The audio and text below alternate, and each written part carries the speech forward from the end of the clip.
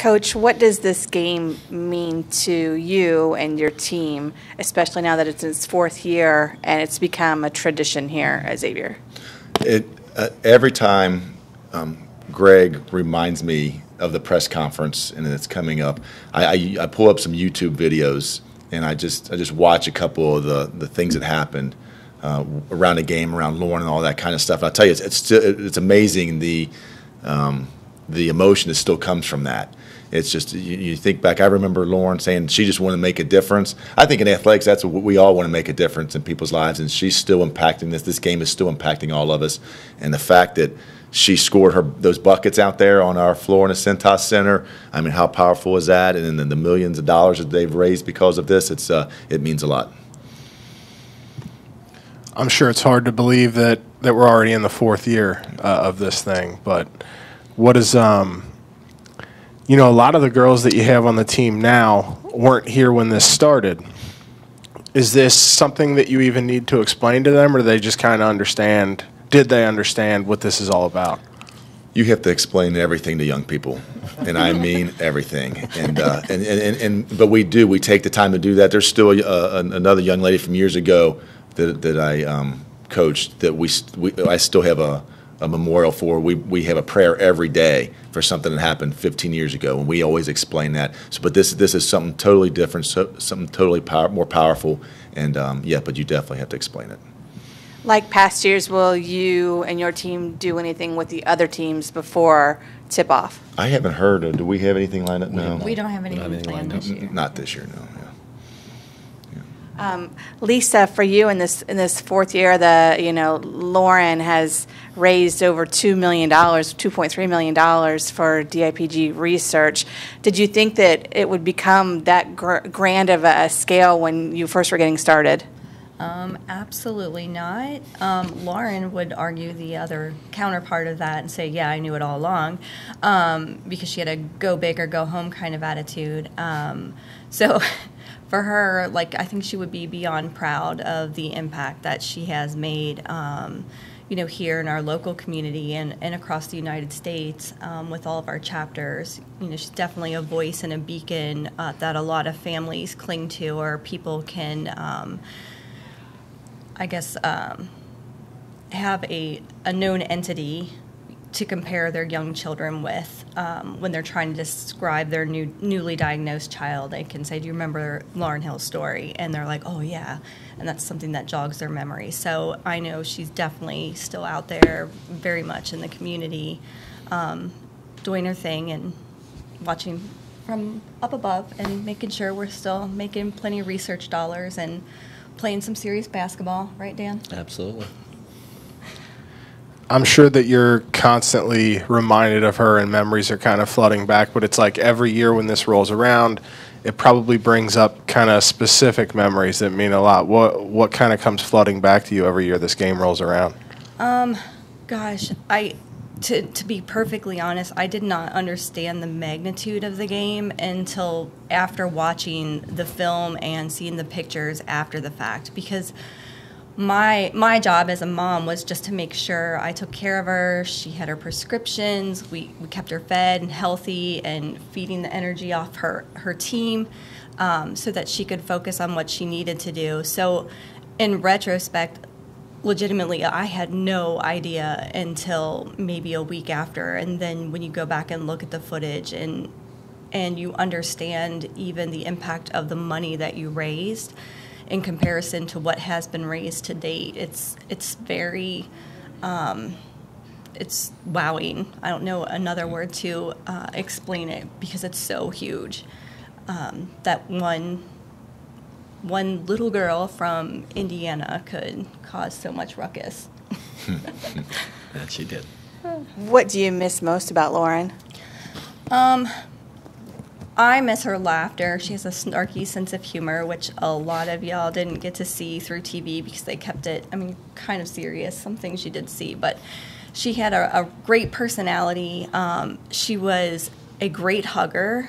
So I missed her laughters and her hugs and just her endless chatting. So Same question for you, Dan. She left such a huge mark on you. I know this is very close to your heart. What do you miss most about Lauren?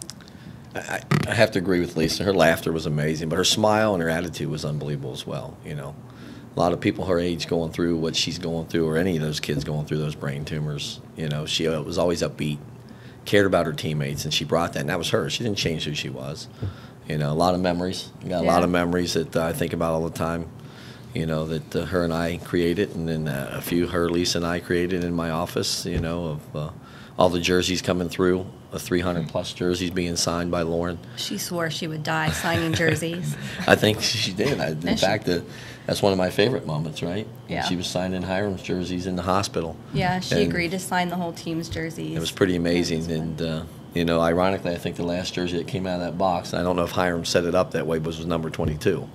And it was amazing to watch her do that, you know, and I just miss that part of her, and I hope that people can understand that and carry on that legacy. And I think, you know, she made a great impact not only with our program but the world about cancer, and I think, you know, she's going to continue to do that, and I hope the Cure Starts Now continues to get close to that home run cure. Coach, have you thought about, you know, Lauren could have kind of faced all this on her own. She didn't have to go through everything publicly like she did, but doing what she did, have you thought about how important that was for, like, the next generation of young girls who want to grow up and be something? Great point. I really didn't until about a year ago, to be honest with you. As Lisa was saying, she was the mom going through all that, giving her daughter medication, keeping her spirits up, keeping her, you know, ready to go to reach this goal that she had of playing in a collegiate basketball game. And I was kind of in a similar boat. And there was things going on in my life, and we always joked, Lauren and I did, we needed each other. In fact, when I got the job in late July, early August, she had called me and said, I'm so glad you got the job because you're going to be the one that can help me tell this story. I didn't realize how big of an impact that was going to be and how big it will be carrying on that legacy of hers. But, you know, we did that a little bit this weekend. We went up to Hiram and played. Unfortunately, we lost. But, you know, as you were talking about with Coach Neal, that most of his kids aren't on the team that were when Lauren was going through that. Same with us. We had 2 or 3 that were in the stands watching the game that day that played, and that impacted them as well. But it's kind of funny in a way that you don't get a lot of people who remember the story until you say Lauren Hill, and then they remember it. But I've had at least 4 or 5 recruits come on campus, and that's the first thing they mentioned to me. So it's still impacting these kids at this age, and hopefully we continue to carry that legacy on so that we can continue that fight. Since you started this, Hiram, the game that Lauren played against the opponent the first time, this is who you played the next 3 years, right? In this game. This year, as you said, you played at Hiram for game 1, and UC Claremont is your opponent for the Classic. Was there, you know, was it your turn to get back to Hiram? Is that kind of, or was it a scheduling snafu? It was a scheduling snafu. The NCAA allowed us at the lower level to start earlier. And Hiram and us made a decision that we wanted to play real early, and unfortunately Xavier didn't have room for us because of all their scheduling going on at the D1 level. It makes it tough. They had volleyball and basketball, both men and women's, going on. And so we just decided that we would go to Hiram and play our first game instead of not including them in something this year. And it was pretty amazing to be up there. We sat and we watched Lauren's Facebook post that Lisa put out on November 2nd, the anniversary date. And the girls watched that, and we had dinner together, and we talked about it. We talked about the legacy she left within our institutions and, you know, helping her complete her mission of creating that great awareness of DIPG. For any of you up there, what do you want to see happen or hope to accomplish in the doubleheader beyond the basketball itself in terms of Lauren and her legacy? I think one of the most impactful things that came out of Lauren's interviews was close to the end while we were still in the hospital, and her biggest concern was that that game, the quote one last game, would be the last time people would think about pediatric brain cancer and that would be willing to help out during that period of time. And she did not want to leave the earth with the worry that everything would get lost, and she wanted to make sure this stayed in the forefront. And if you go back in the footage, she reiterates that multiple times in those last interviews, that she did not want that last game to be the last time people stopped giving, stopped caring, because there's still not a cure.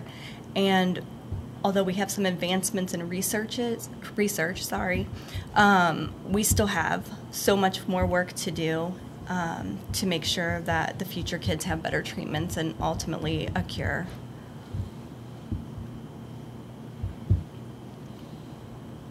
That's it. I'm just hoping we can continue to make it bigger somehow, some way. You know, I've kind of put that on my shoulders over this past year and a half. I don't feel we have it big enough yet. You know, I don't know if I have to reach back out to the NCAA. They might tell me I'm crazy, but I really feel this should be the first game of all basketball across the country. And, you know, it's hard to get people to come to this game like we had. Obviously, we're not going to fill 10,000 seats. But a lot of high school basketball players are in their prime right now, going through their cuts in late October, and now they're doing their scrimmages, and then their season starts. So a lot of kids can't make it down here, which I feel that would impact the situation a little bit better. So hopefully we can do something about that, and we'll see.